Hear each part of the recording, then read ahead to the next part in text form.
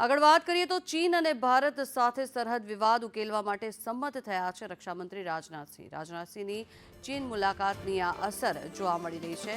ચીન ભારત સાથે સીમાંકન ચર્ચા કરવા માટે તૈયાર થયું છે.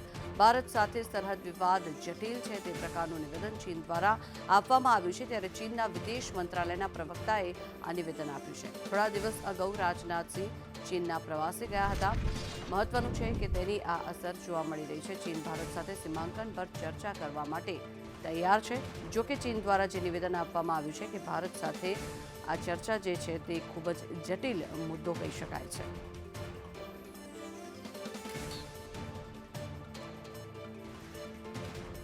આ જે મહત્વની મુદ્દો છે તેના પર ચર્ચા કરવા માટે થઈને રક્ષામંત્રી રાજનાથસિંહ ચીનની મુલાકાતે ગયા હતા અને તે મુલાકાતની અસર અત્યારે નજરે પડી રહી છે કે ચીન ભારત સાથે સીમાંકન પર ચર્ચા કરવા માટે તૈયાર થયું છે.